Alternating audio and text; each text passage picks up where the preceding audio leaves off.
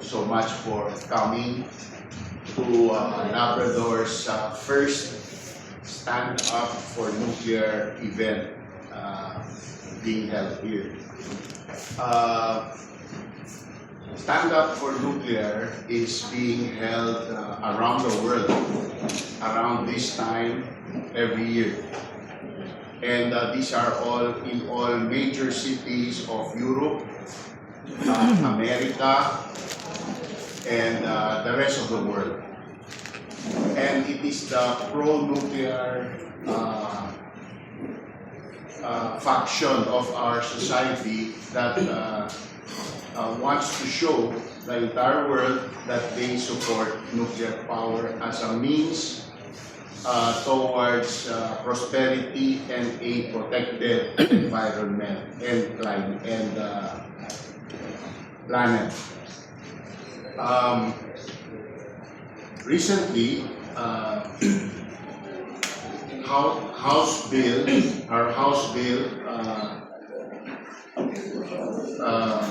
which sought to create our independent, both fiscally and politically independent regulator called the PhilAtO passed into law.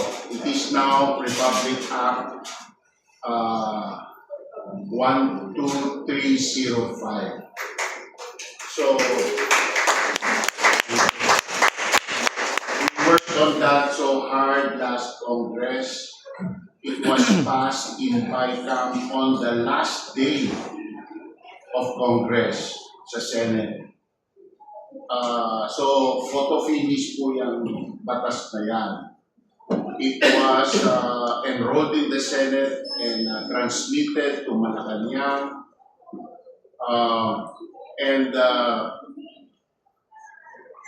It passed 30 days. So it was supposed to lapse into law on the Friday. What date was Friday? September 18. However, the President decided to sign it into law. So that's also good that the President signed it into law. I'm happy that he supports this new law. The new law creates the PhilAtO. Dati po kasi ang regulator natin sa lahat ng bagay ng nuclear and anything with ionizing radiation in the Philippines was the PNRI. But we were told by the IAEA, International Atomic Energy Agency, that hindi compatible maging regulator si PNRI dahil siya rin ang taga-promote ng nuclear energy. So meron pong conflict of interest. Ngayon nahiwalay na. So we are now according to the standards of the International Atomic Energy Agency. Hindi na po tayo nakakahiya dahil lahat po ng mga patakaran na ginusto nilang sundan natin as far as an independent regulator, independent fiscally and independent politically is concerned ay nasunod. The PhilAtO law also defines kung paano i-dispose ang nuclear waste sa Pilipinas. Wala na pong kailangan mahahaba pang debate tungkol dyan dahil na-desisyonan na po ng batas na yan na ang disposal method po natin ay ang deep borehole repositories. Yung pag-collection ng pondo para yan ay may sagawa at the end of the life of a nuclear power plant ay dinefine na rin po doon. That is concept, you know, what do you remember? It is it 5 centavos? No. Yes, 5 cents. 5 centavos per kilowatt hour. So, ang mapoproduce ng isang nuclear plant sa buong buhay niya ay kailangan magtabi ng kalahating 5 sentimo per kilowatt hour at i-deposit sa isang waste disposal trust fund na after, let's say, 80 years, yan ay billion piso na.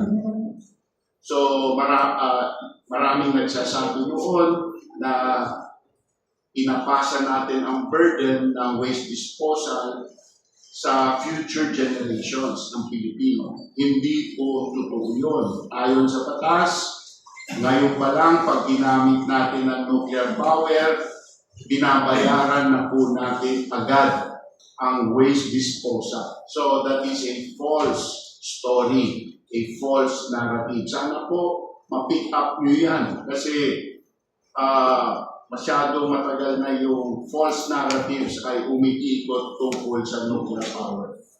Aside from the nuclear waste disposal trust fund, meron din pong isang nuclear plant end-of-life decommissioning trust fund, which is 5 centavos din per kilowatt hour. And may narrative din na sa nakaraan, ilang dekada kung umiral yan, na we are saddling the future generations with the problem of decommissioning old nuclear power plants. Hindi po totoo yan. May pondo po tayo. Paggamit natin ng kuryente, automatic nagtatabi na po tayo ng pondo para i-dismantle po yan, ibalik yung lupa sa dati bago dumating ang nuclear power plant para magamit sa ibang bagay.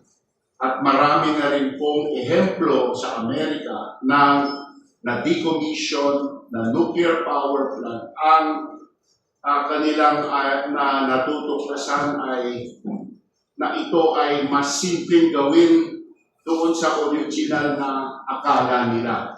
So yung mga pondo na naitabi, lumalabas po sobra-sobra ang mga pondo. So, yun po ang main characteristics nitong batas po na ito. No? Magkakaroon po ng 5 ulo ang sa organisasyon ng PhilAtong. Meron po tayong Director General at 4 na Deputy Director General appointed po ng Presidente. Meron pong mga criteria na nakalista doon sa batas kung ano po ang klaseng expertise ang kailangan meron yung tao yun na i-appoint niya. Staggered po ang pag-a-appoint. Ang DG, Director General, 5 years. Ang first DPG, 4 years, 3 years, 2 years, 1 year. Bakit? Kasi 5 taon ang term, maximum term ng lahat ng posisyon na ito.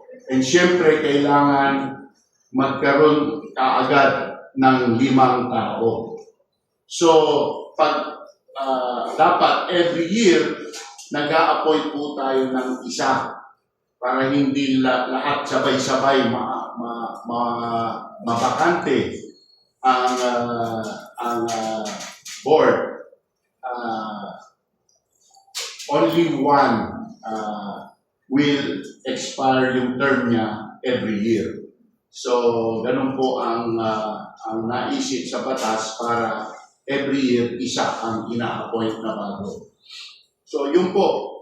I'm open to questions. Dito po sa bayan ng Labrador, wala po si Mayor sa ngayon. Kagabi po, may drama dito. May nahuling, I think siya po, worth 6 billion pesos sa isang barangay dito. I think may connection ito doon sa nahuling Shabu, doon sa kabilang bayan, yung Bugalyon, just a few days ago. So, I'm glad na yung kapulisan po natin ay nagagawa po ang kanilang trabaho ng tama na huhuli itong mga taong ito. But our mayor has to be there. He will be coming back and you can get a statement from him later on. But Labrador is a town which I immediately recognized as being able to host a nuclear plant when I won my first term in May of 2022. And ang unang ginawa ko right after my victory is hindi pa po ako nag-swear in noon. Hindi pa po ako congressman pero panalo na po ako sa election. Congressman-elect pa lang po ako noon. Umikot na ako ulit sa 10 barangay dito. Nagbabad po ako. Pinaliwanag ko po ang kabutihan na maidudulot ng isang nuclear plant sa bayan na katulad ng Labrador. At hinamon ko po sila, sabi ko kung gusto nyong ganito, dapat manggaling sa inyo, hindi sa politiko. So, sumulat kayo sa gobyerno na kayo ay nang iimbita ng kumpanya o ang gobyerno mismo mo na magtayo ng nuclear plant dito sa bayan ng Labrador. Sabi ko dahil makontrobersiya, humingi kayo ng kapalit. Sabi ko, ang konsumo nyo ng kuryente noong 2021, ganito kalaki. Tingin ko, kaya ng nuclear plant magbigay sa inyo ng times 2 ng 2021 consumption ninyo sa bawat 1,000 megawatt na itatayo sa Labrador sa haba ng 80 taon na buhay ang nuclear plant. Yan ang hiniin nyo na yan ay maging libre para sa inyo. So sabi ko, isipin nyo kung 4,000 megawatt yan, pwede hanggang 6,000 siguro dito sa aking tingin. Meron kayong 8 times your 2021 consumption of electricity free. Sabi ko, hindi ba magiging pinakamurang kuryente ang kuryente ng Labrador sa buong Pilipinas? Sa palagay niyo ba, sa ganong klaseng murang kuryente, hindi dadagsa ang mga namumuhunan dito sa Labrador, magtatayo ng kanilang sari-saring negosyo, hanap buhay at industriya? Sino ba ang mabibigyan ng trabaho na maganda, na permanente? Hindi ba kayo rin mismo? Makikinabang kayo. Kaya ko po na kumbisi. Another thing na sinabi ko sa kanila, ang isang nuclear plant na 1,000 megawatts may halagang mga $4 billion. Ang 60% po niyan, 65% ay local civil works. So, hindi pa umaandar yung nuclear plant na yan, ginagawa pa lang, marami na kayong trabaho. And yun po, I think, kumapit sa imagination nila at sila po ay sumulat. Kaya, registered voters po ng Labrador, around 65% po ay sumulat. Notarized po yan, kaya legal po yan na dokumento. Yun po ang basis kung bakit nandito tayo sa Labrador, sa distrito ko. The only town in the 2nd District of Pangasinan that has the possibility to host a nuclear power plant. Kasi yung iba po, walang tabing dagat. Lingayen and Bimale ay tabing dagat, pero alluvial plain, wala pong bundok. Hindi pwedeng maging tsunami proof. Dito pwede maging tsunami proof. So dito po ang possibility. Recently, na-discover ko po na ang mabuti may geologist po tayo katabi.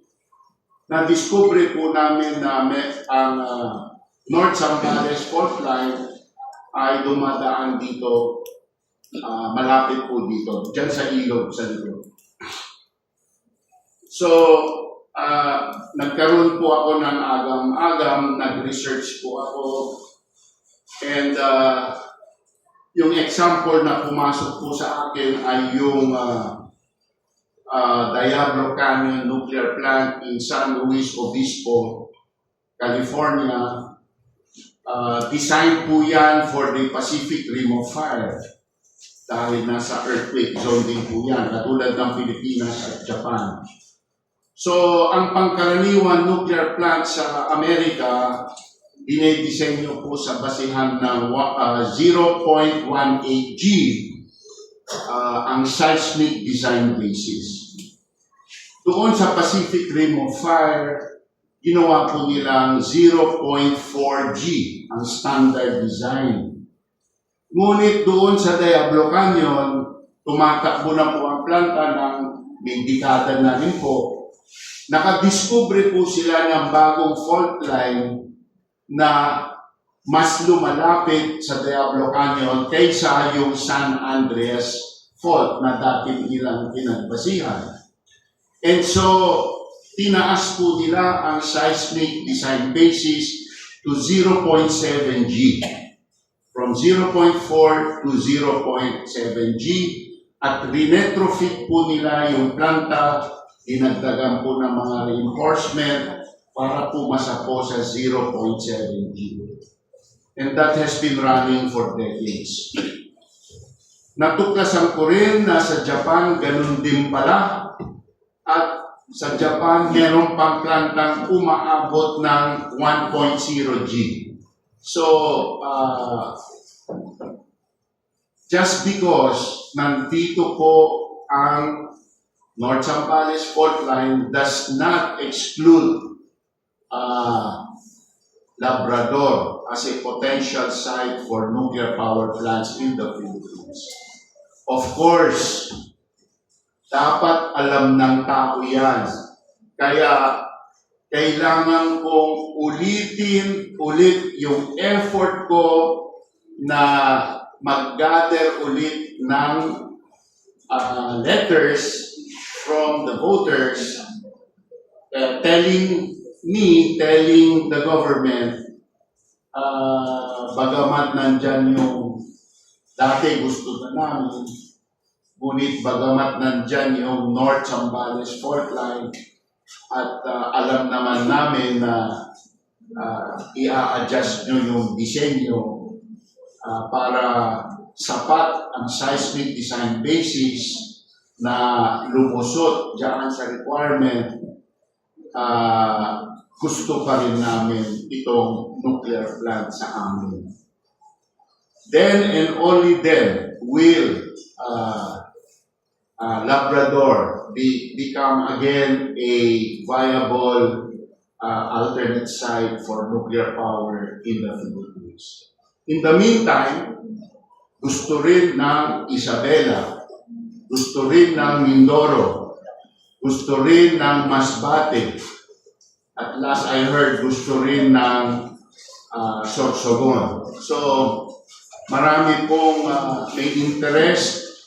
Sa Mindanao, meron din po, hindi ko na po babanggitin muna dahil maliit ang grid ng Mindanao at wala pang available SMR, small modular reactors or micro reactors na pwedeng itayo doon to fit the smaller grid. So dito sa Luzon, this is the biggest part of our grid. 70% po ng ating grid ay nandito po between the province of Pangasinan and the province of Batangas. Ang Metro Manila area comprises mahigit 70% ng ating total GDP. So ang konsumo ng kuryente dito po nakakonsentrate. Dito po sa lugar na ito, kailangan natin ng malalaking planta. Yun po ang most economical way dahil sa economies of scale. So, yun po ang aking itinutulak sa committee. Right now, meron po tayong pinasang Nuclear Liability Bill on third reading. Last 19 Congress. Matagal pong naipasa na yan at nabinbin sa Senado ni hindi po natignan sa Senado. So, yan po ay ngayon, kung babasahin nyo, House Bill 375 po yan, Nuclear Liability Bill. Nung organizational meeting po namin nung isang araw, yan po ay napagkasunduan namin ng committee na yung mga common parts ng Bill 375 at saka yung dating bill, Comsec, ano ba yung dating bill number? 9876. House Bill 9876 ng 19th Congress. Lahat ng common hindi na kailangan talakayin din accepted na. So ang tatalakayin na lang yung mga hindi pa po, yung mga bagong addition and changes. Ang karamihan po niyan dahil doon po sa Convention ng 97 Vienna na nakapirma po ang Pilipinas noong 1998 pa, panahon ni Presidente Ramos, na hanggang ngayon, hindi pa po nara-ratify ng ating Senado. Pero sinali na rin po namin yan sa bill. So yun po yung mga extra between this bill in this Congress and yung na-approve 19th Congress. By the way, ang pagka-approve ng 19th Congress ng bill na ito, 260 plus ang bumoto. 267. Ang bumoto ng 4, I think, dalawang abstention. O, mga dalawang abstention. Anyway, tignan nyo na lang ang voting record. Ang record. So, yun po, nagmamadali po akong may pasayan sana ng Kamara bago matapos ang taon para may oras din ang Senado na ipasa din nila.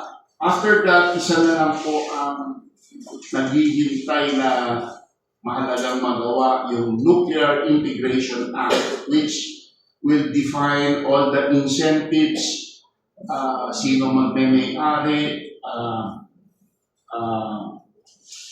siguro i-define kung gagamitin ang Bataan as equity ng Pilipinas kasi may halaga pa rin ang Bataan ng around $2 billion. Yan ba itatapon na lang natin o yan ba ay pakikinabangan natin? Depende rin yan sa liderato ng Bataan. And ako po ay nagtataka dahil isang taon ng mahigit na alam ng ating DOE sa pamamagitan ng SWS survey ng nationwide. Kasali po ang Bataan na pabor ang tao sa nuclear power. Sawa na sila sa mataas na presyo ng kuryente. Bakit pinagpipilitan ng liderato ng Bataan na ayaw ng tao? Hindi po tumutugma doon sa resulta ng SWS survey. So, tingin ko dapat masettle yan ng ating Pangulo. Sayang naman na itatapon lang natin ang worth 2 billion na asset ng bansa na bayad na. Naghirap po tayo magbayad yan. Sa laki po ng perang yan, yan po ang ina-argue ko sa nung congressman pa po ako sa ibang distrito. Sabi ko, tayong lahat na distrito ng Pilipinas ay may bahagi dyan sa mahigit 100 billion pesos worth na asset. Mga 500 million ang bawat distrito ng Pilipinas. Dapat may say tayo dyan, hindi lang ang Bataan ang may say dyan kung ano ang gagawin dyan. Kasi po, kung yan ay maging equity natin, at tulad ng sinabi sa akin ng KXIM Bank ng Korea, pwede silang magpautang, 15% ang kailangan nilang equity galing sa atin. Eh kung yun na pong planta mismo ang equity natin na worth $2 billion, ang ibig sabihin, pwede po tayong umutang ng $14 billion. Kaya pong gumawa niyan ng 3 bagong 1,100 megawatt power plants sa Bataan mismo, plus yung existing plant na 620, that is 3,920 megawatts. Malaking tama na, malaking epekto na sa kakulangan natin ng malinis at reliable at murang kuryente. Ang gusto ko rin sabihin sa media, alam nyo, ang nuclear power ay hindi just another way to make power. May katangian po ang nuclear kung bakit angkop sa sitwasyon ng Pilipinas. Dahil ito po ay isang paraan para umiwas sa taon-taon nating importasyon ng fossil fuels. Bigyan ko po kayo ng ehemplo, ang bawat 1,000 megawatts na coal plant kumukonsumo sa isang taon ng between $400 to $500 million worth na imported coal. Basta pinaandar mo yan, ganyan po ang konsumo niyan. Ang nuclear plant po na kasing laki, $20 to $30 million lang. Kaya daan-daang milyong dollars ang savings ng nuclear ikumpara natin sa coal. Mas mahal pa po ang LNG na tinatayo ngayon ng ating gobyerno. Akala ko ba gusto nilang magmura ang ating kuryente? Pabaliktad po ang kanilang direksyon. So yun lang po ang mensahe ko for this morning. I'm open to any questioning. Meron din po tayong isang bisita dito, si Professor Caloy Arcilla, na siyang namumuno ng ating PNRI, Philippine Nuclear Research Institute. Dati po siya ang namumuno ng ating UP-NICS, National Institute of Geological Sciences. So, tamang-tama po, kung earthquake ang ating pag-uusapan, fault line, tulad ng North Zambales fault line, siya po ang tamang ekspertong makausap. Before we take any questions, we'd like to welcome Councilor Georgie Aquino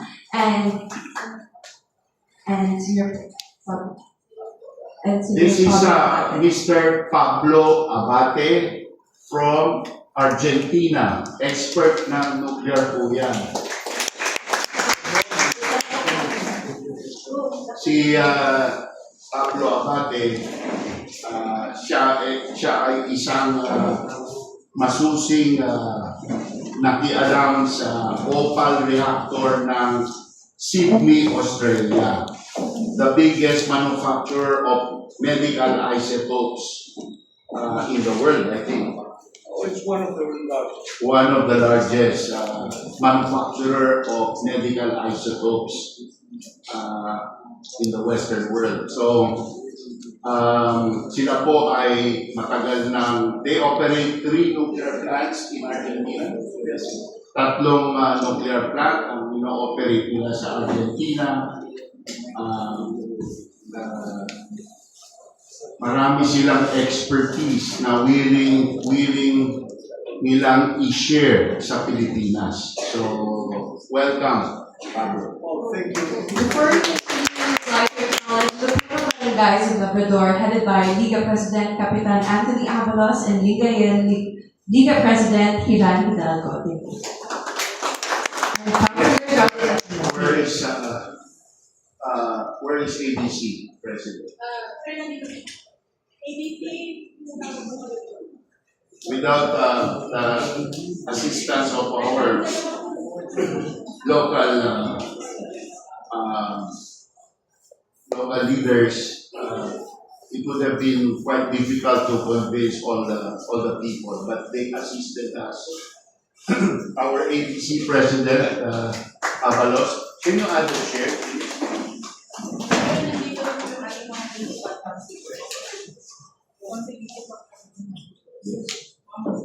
So, tigilan ko muna, baka maubos. Nandito po si Councilor Georgie Aquino. And Councilor, can you introduce all your colleagues, please? I would like to welcome each and everyone. Welcome po sa Municipality of Labrador, or Simple Town. On behalf of my fellow, I would like to introduce my fellow councilors. This is Councilor Alex Eslada, Councilor Irene Bugis, Councilor George Siluya, Councilor George Salina, Councilor BCJ Nabwa, Councilor Josh Halina, Councilor J. Manawis. Okay. So, those councilors are really supportive. Yeah, baka pwedeng yung councilors can sit here.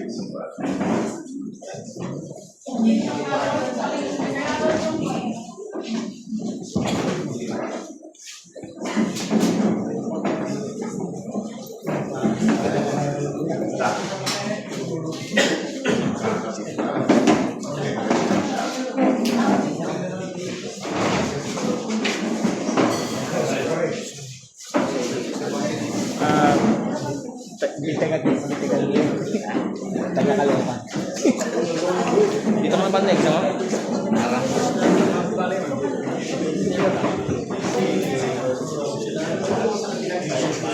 I-reserve ako talaga para sa'yo. We would like to introduce Iba to. Garcia for this discussion. Sige, dito ka na. We also have Hindi with pa us Lingayen Liga President Hiram Hidalgo. There. So, Lingayen